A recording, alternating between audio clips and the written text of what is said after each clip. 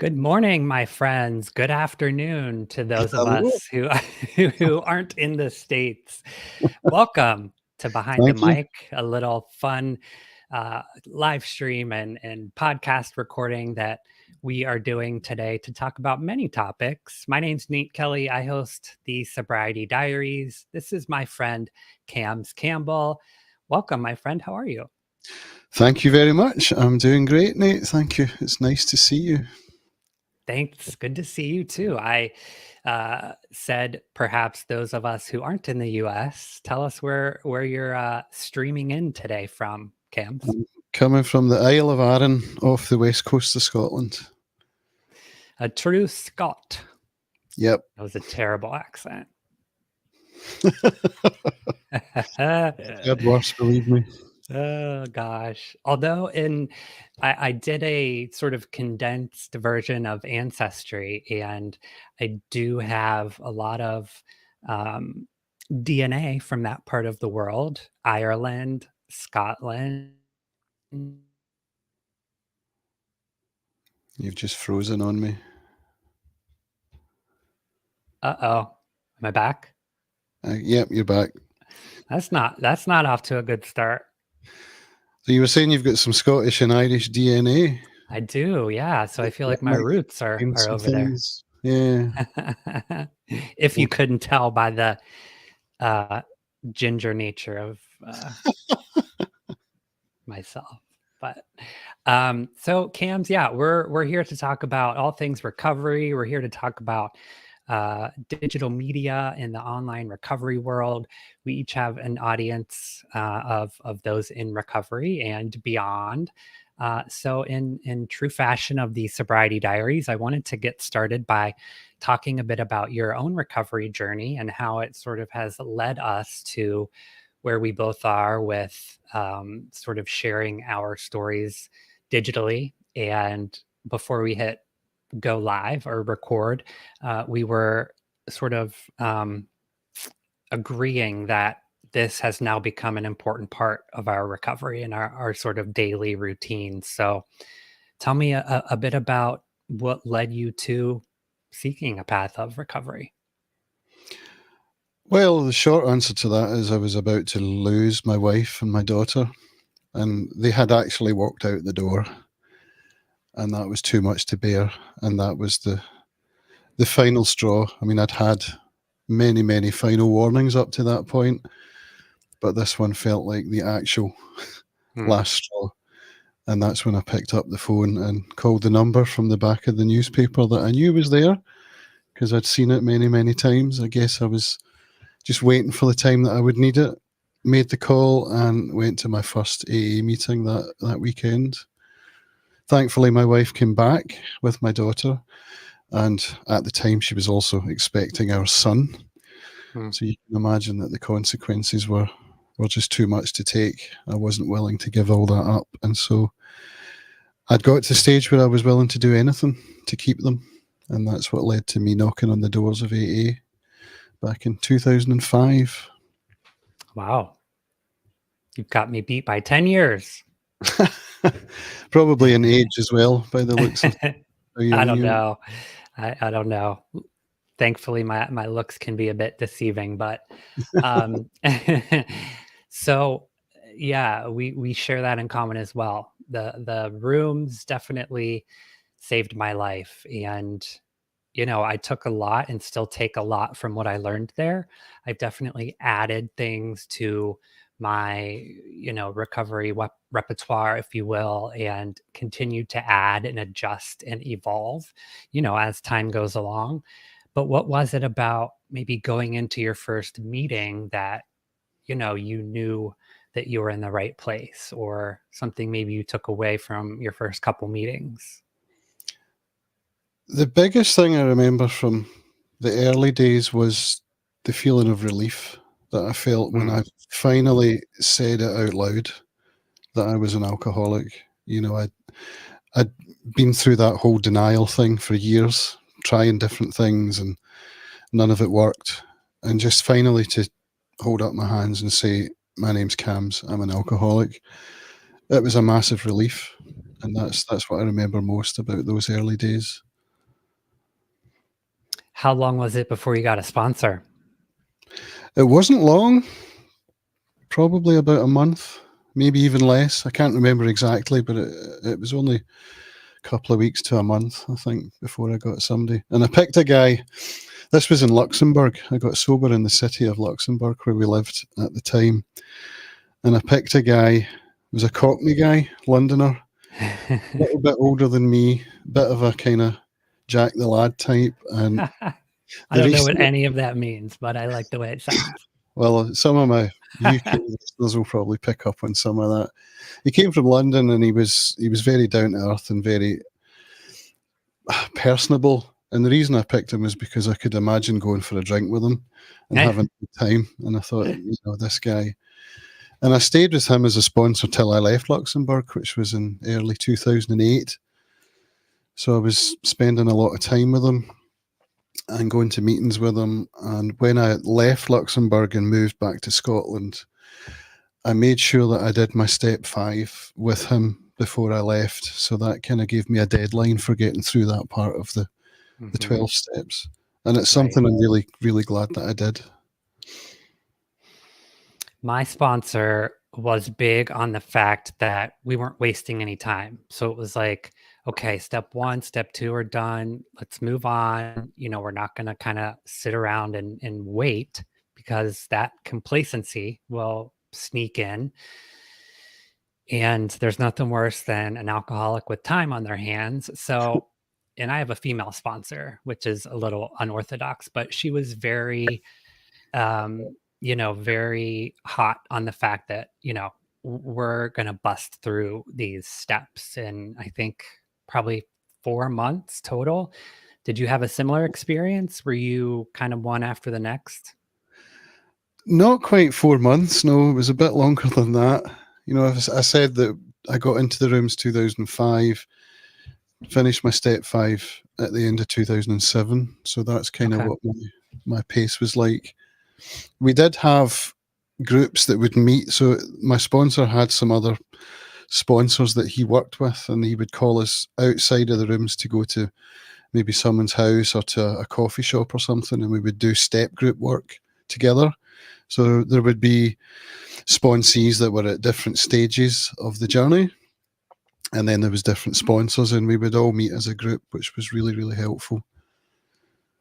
Yeah, I think the community piece of it was one of the biggest sort of attributions of the program that kept me there and then essentially saved me, because there's that accountability piece, and Mm. alcoholics were relentless. So if I said that I'm going to be at a meeting and I don't show up, there are going to be people that are asking why and calling and showing up. And, that was something that I really wasn't used to, because prior to that, other than my family and close loved ones, most of my friends were just partiers or drinking friends. But it seemed Mm. like for the first time, these were people that actually cared about me. And yeah, that community piece was just really big for me. And was your sponsor quite sort of hard line, quite Yeah, strict? Mm. she's no nonsense for sure. Um, and, put the responsibility on me. She wasn't going to chase me down and force me to do things.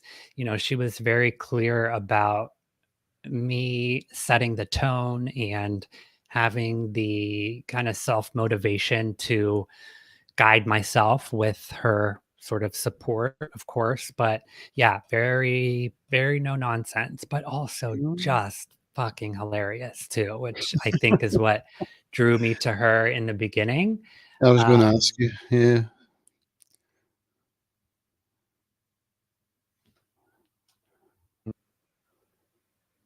did I lose you? Okay, I'm back. Yeah. You're back. My very first meeting I went to when I was still drinking. So my best friend got sober about 6 months before I did. My bestie we're still super close, still sober together, but she's got me beat by about 6 months. And she did everything in the most perfect way, how we're supposed to, attraction rather than promotion. She Mm, never forced it upon me or made it seem like I was lesser because I was still drinking, but she invited me to a meeting time and time again. Well, I finally took her up on it, but I was still drinking mm, in a general sense and an actual sense. When I went to this meeting, I was very intoxicated. And my sponsor at the time, and I cried. I just cried, cried, cried in the corner the whole time at the meeting. And my future sponsor, this woman we're talking about, came up to me after the meeting and was just like very matter of fact, like, why were you crying the whole time? Just like, what, like, why are you crying? And I was just like, it's, nobody gets me, and this life is so hard, and all the things that we say.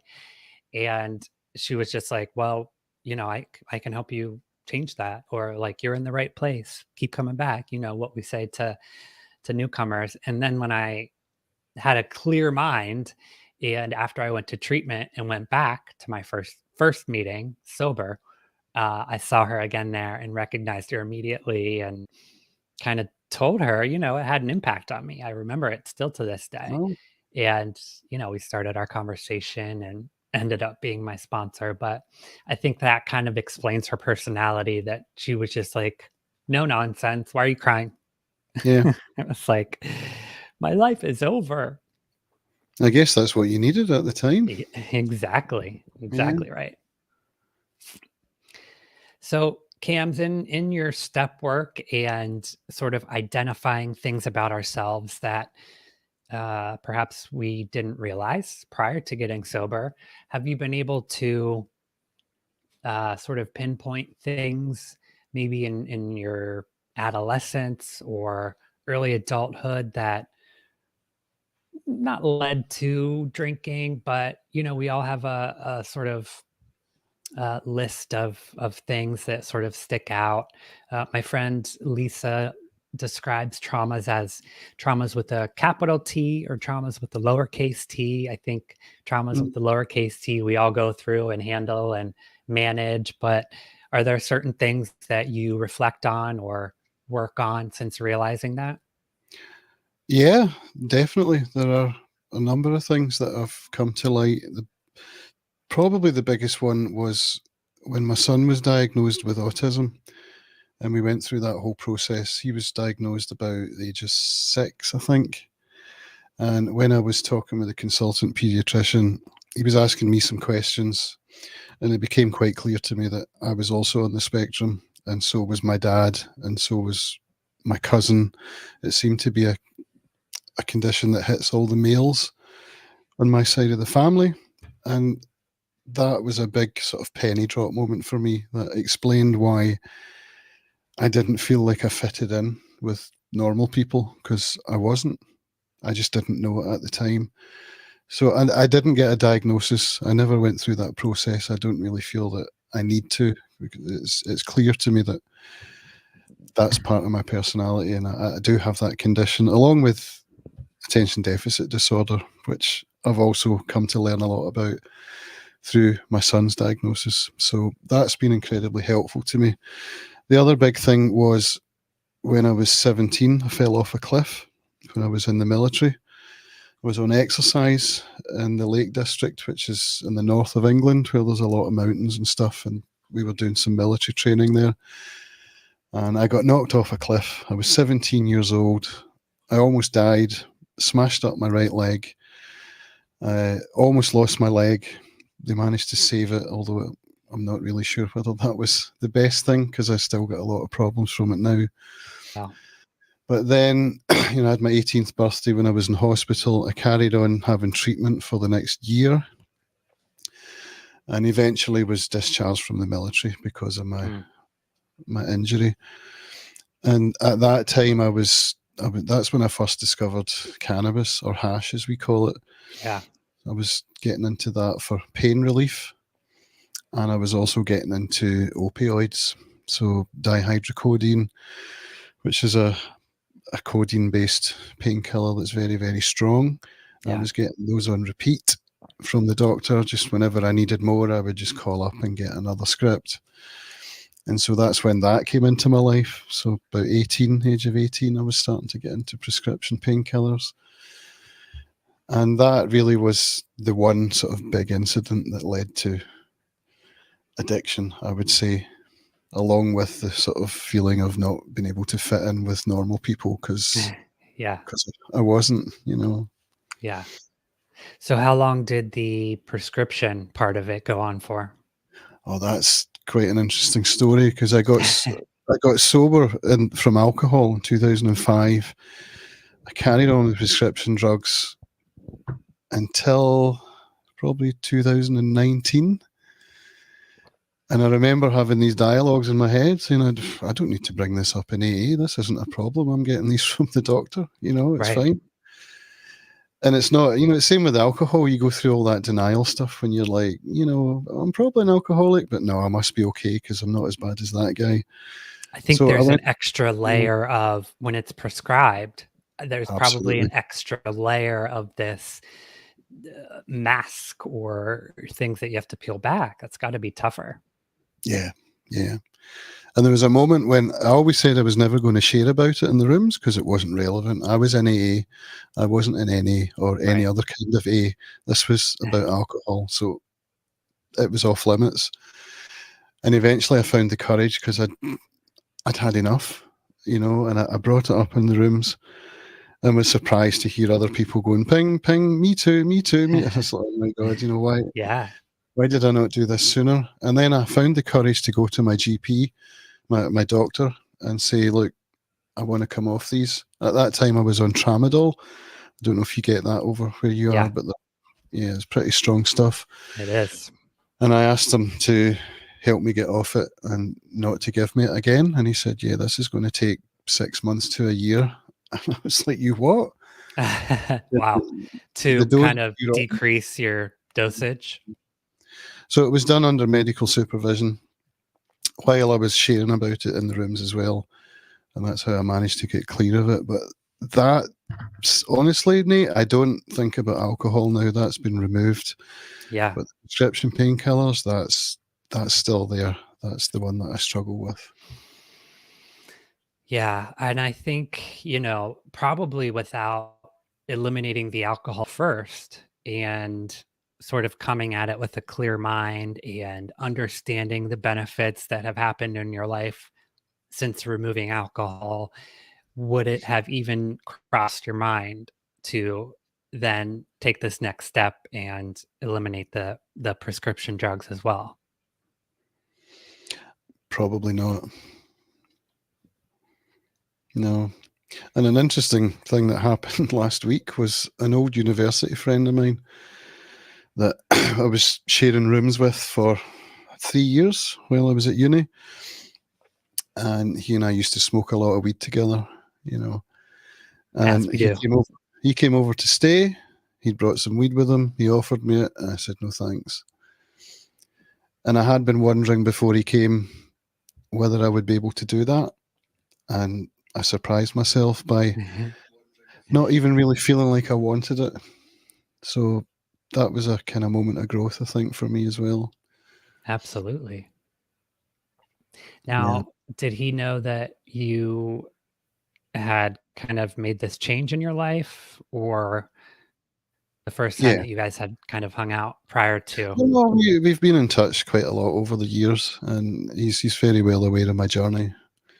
And he's been very helpful actually with it as well because he's got his own ideas about trauma and all of that kind of stuff, and he's got his own path, which is fine. Obviously, he's his own person, and the fact that we can discuss these things is is what true friendship's all about.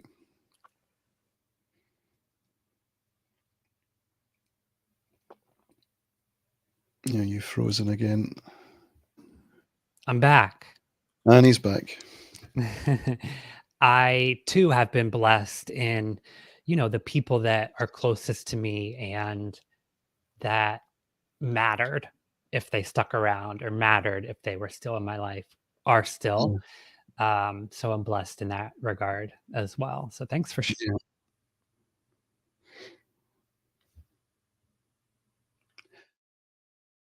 sobriety made our way to. Did I cut out again? Hang on, you're cutting in and out. Uh-oh. Maybe let's pause for a quick 30 seconds. I gotta check. I'm gonna check my Wi-Fi setting and make sure I'm on the right setting. Okay. So we're gonna pause for a quick 30, and we'll be right back.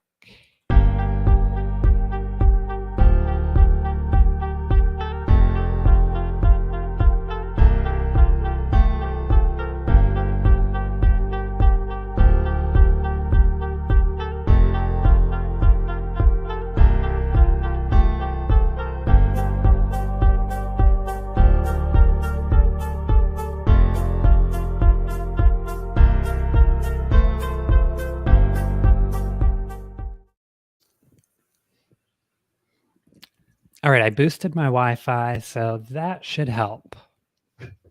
You got a button for that? Wish I had one of them. It's like the turbocharge, but All right. I guess we'll see if it works. See if my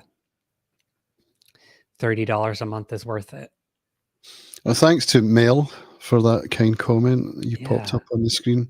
Yeah. I saw it while I was in mid-flow. I think Mel's one of my watchers on YouTube. So thank you, Mel. Nice. Yeah, thanks, Mel.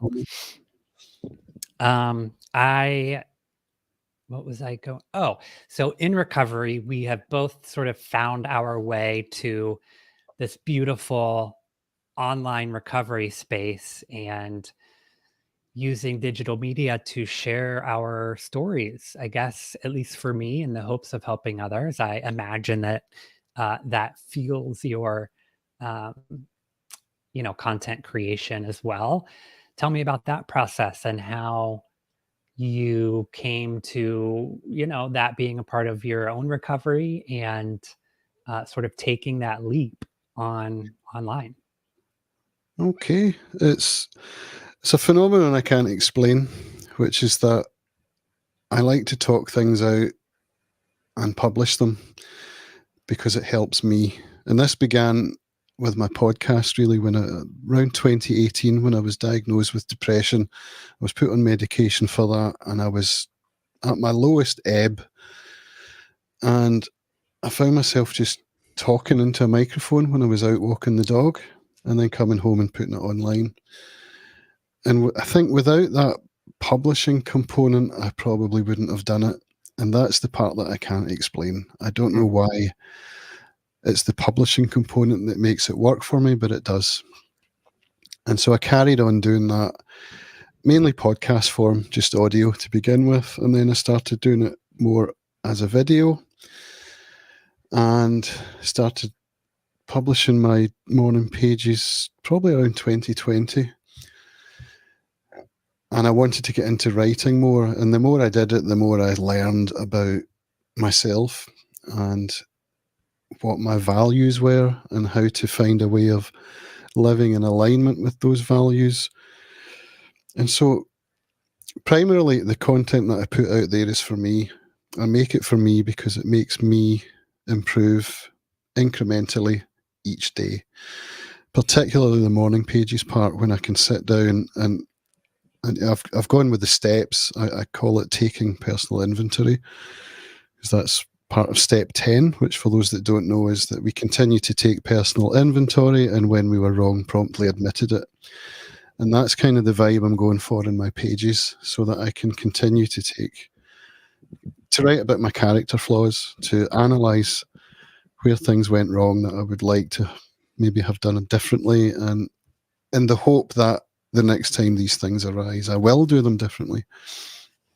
And it's an incredibly powerful exercise, and it's become a habit. And I think that's probably the most important component of it now, is that there are days when I don't feel like doing it, but because I've made it a habit, and because I'm publishing it, and now because I've got people that are maybe expecting it and enjoying it and getting something from it, that makes me do the thing when I don't really feel like doing it. And this came up this morning when I was talking to my camera out with the dog, is that most of the time when I don't feel like doing it, in fact, I would say 99% of the time, Same. when I do the thing, I always feel better afterwards. And so having it as a habit is the thing that pushes me into doing it. And I think it's maybe that makes me publish, because that's the accountability component of it that keeps me going, when otherwise I would probably just not bother. That's right. It's kind of an extension, that accountability, and from the rooms, right? People Mm, are expecting you to show up. People are expecting you to post, and that's the exact same feeling for yeah. me. Most times, do I want to log in and turn everything Yeah. on and all that? Not really, but I always feel better after I do it, and Good. people are expecting it, and Yeah. I know that I'm helping other people. So, how can I not show up? Yeah. So I think completely, you mentioned the rooms there, and that's something I hadn't actually considered. So thank you for that. This is yeah, something that my sponsor always said to me, was that when you're sitting at home and you've got that thing going around your head saying, I can't really be bothered going to this meeting today. He said, that's when you need to get your arse in the car and get yep, to the meeting. He said, never, ever, ever have that tribunal in your head. Just go to the fucking meeting. just do And it. it worked, you know? Yeah.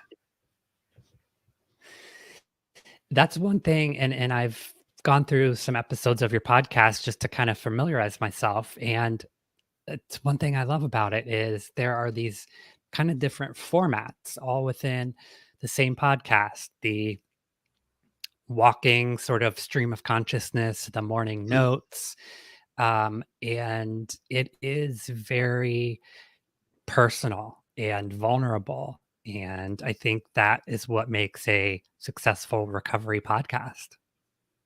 I hope so. Yeah. No, you mentioned earlier about the online recovery space and that we're both participating in it. Uh-huh. I kind of, I mean, I know I have been, but I don't feel like I have been, because I haven't been engaging with anybody else. It's all just been me without, I mean, I do get the odd comments and what have you on my YouTube, which is always appreciated, but Yeah. it's something that I want to do more of. I want to connect with more people, because I know that I'm going to learn something from them. And so this was something that came up probably around about the time that you reached out to me, was that I'd come up with the idea of trying to get rid of that fear factor, that imposter syndrome. Oh, we've Yeah. frozen. You're I think back. we're back. Yeah. And, just get over myself and try Yeah. and Just reach do out. it.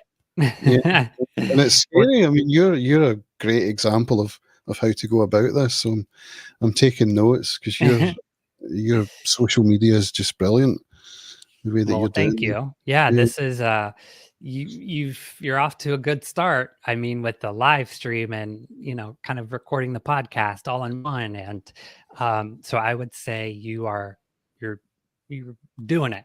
You're just doing it. And that's all it takes. So Thank you. yeah. What challenges have you found in, I guess we've kind of touched on them, but in a kind of regular production routine? Do you stick to a schedule? Do you find time when you can, being a parent? Or is it a little more regimented for you as far as Yeah, content? it's something that I've tried to make a habit. I think this is the biggest component for me. So I'm autistic, a routine works for me. And so that's what I have. I've set up my morning routine, which is get up, walk the dog, turn on the camera if I feel like it. If I don't, that's okay. Yeah, But the morning pages, that's important. That has to happen. So the only time it doesn't is if I've got visitors, which we had last week, as I've mentioned, or if I'm traveling, that kind of thing. But if I'm at home and I'm able to, that's the number one thing, is my pages. that's good. Yeah, we have to focus on ourselves, right? Or else all of it Mm. goes away. So I think you having found something that pretty easily fits into a daily routine that is so impactful, is a huge benefit and important, for you to stick to. Otherwise, you're not worth a shit, right? During the day, do you feel that absence in a day if you haven't been able to kind of commit to the morning notes? Yeah, I think I can get away with 1 or 2 days, but after that, I really do start to notice a difference. And I say that because it just happened last week Yeah. when we had visitors and then we had to travel a bit. And it was like, I think I went over a week anyway without Ooh, putting anything out. And it was like, ooh, you know. starting to get Yeah, tingly, a little yeah, itchy. yeah, yeah. And I notice when I'm like, if I have to go out and do grocery shopping or something like that, then I can tell by the way that I'm reacting to other people that, I'm not in a good place right now. And maybe I've not been taking care of myself properly and Stay back. doing the habits. How about you? What challenges do you face with production? I think, well, I'm a new entrepreneur and have just launched the coaching business and the coursework. So my schedule, I think just the sheer amount of things that I'm like trying to pack into each day is tough. Mm, Um, but to find space to create that routine, which I'm getting there. I'm almost there. I had to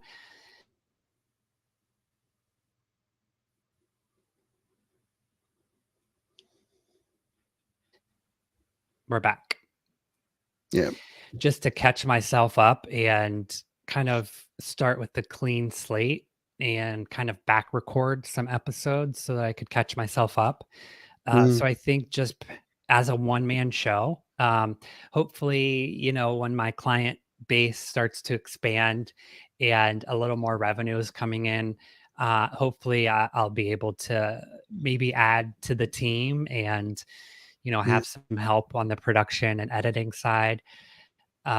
Editing, man, takes up so much time. So I think that would be the first thing that I outsource to somebody else, but I yeah. haven't yet.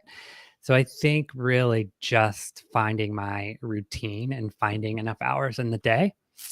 I But once I think, sit down and start rolling, or when I have that raw footage to edit or chop up into reels or TikToks or whatever it may be, that's the part that I love.